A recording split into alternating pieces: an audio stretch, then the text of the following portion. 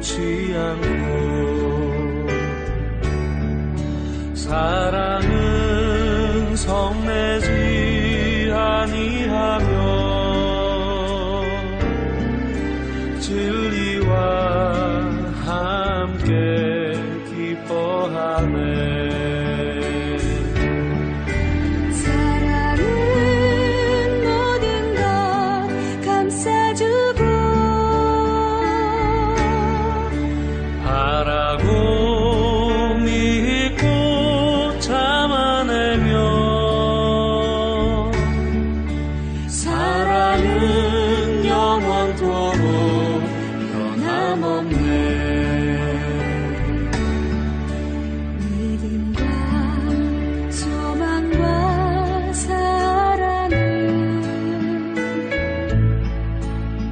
세상 끝까지 영원하며 믿음과 소망과 사랑 중에 그 중에 제일은 사랑이라.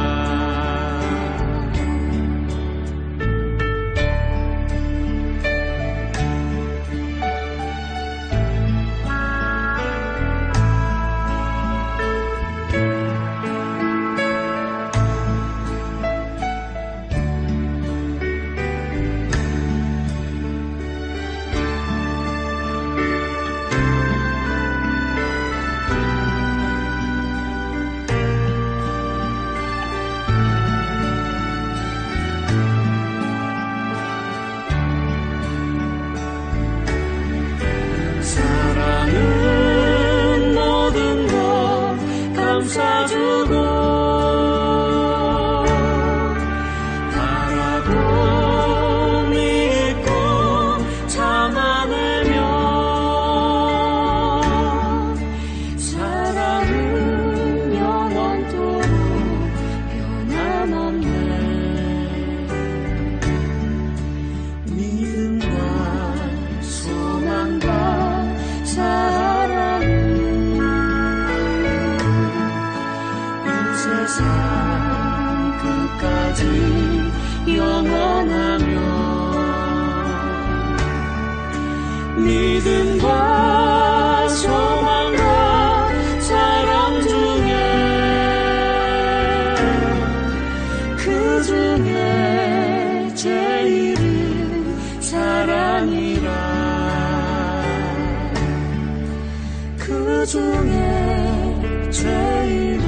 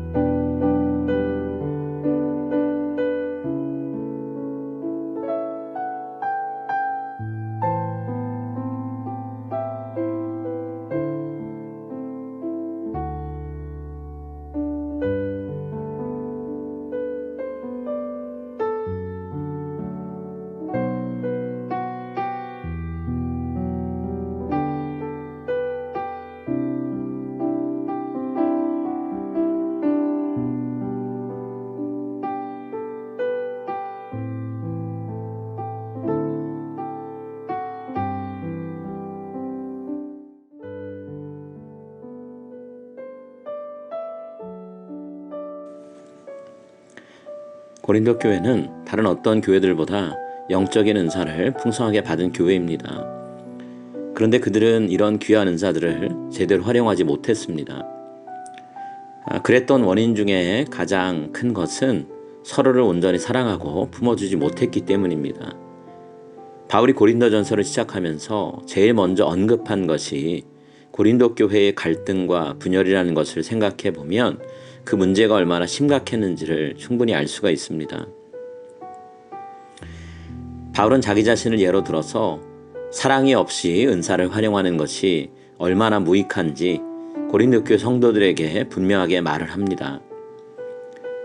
가장 대표적인 은사라고 할 수 있는 방언, 예언, 지식조차도 사랑 없이 사용되면 은사를 가지고 있는 그 사람은 물론이고 그 은사가 활용되는 것을 지켜보고 있는 사람들 어느 누구에게도 아무런 유익이 되지 않는다라고 말합니다.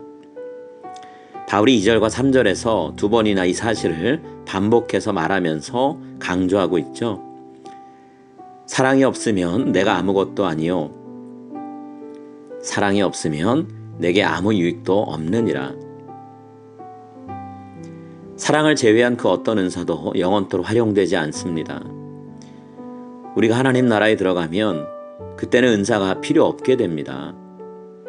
하나님이 모든 것을 알려주시고 보여주시기 때문에 또 우리에게 필요한 것들 하나님이 해주시기 때문에 예언할 필요도 없고 방언으로 말할 필요도 없습니다. 하나님과 우리가 직접 얼굴을 마주대하고 대화할 것이기 때문입니다. 또 우리가 그동안 부분적으로만 알고 있었던 모든 것들을 온전히 다 알게 하실 것이기 때문에 굳이 지식의 은사를 구할 필요도 없습니다. 12절 말씀을 함께 같이 읽어볼까요? 우리가 지금은 거울로 보는 것 같이 희미하나 그때에는 얼굴과 얼굴을 대하여 볼 것이요 지금은 내가 부분적으로 아나 그때에는 주께서 나를 아신 것 같이 내가 온전히 알리라. 우리가 하나님 나라에 들어가서도 여전히 굳게 붙들어야 하고 행해야 하는 것은 오직 사랑뿐입니다. 예수님이 율법의 유학이라고 말씀하신 하나님과 이웃을 사랑하는 삶은 하나님의 나라에서도 계속될 것입니다. 지금 우리는 이 세상에서 천국의 시민으로서 사랑하며 살아갈 수 있도록 훈련받고 있습니다. 이 훈련을 우리 모두가 충실히 감당하게 되기를 간절히 소망합니다.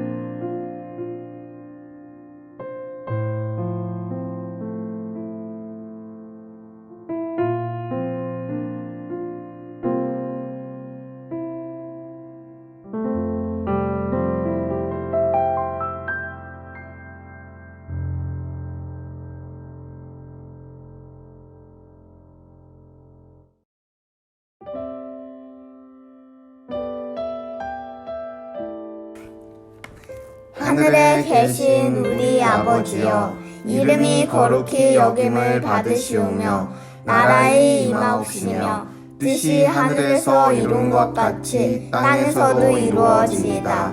오늘날 우리에게 일용할 양식을 주옵시고 우리가 우리에게 죄 지은 자를 사하여 준 것 같이 우리 죄를 사하여 주옵시고 우리를 시험에 들게 하지 마옵시고 다만 악에서 구하옵소서. 대개 나라와 권세와 영광이 아버지께 영원히 있사옵나이다. 아멘.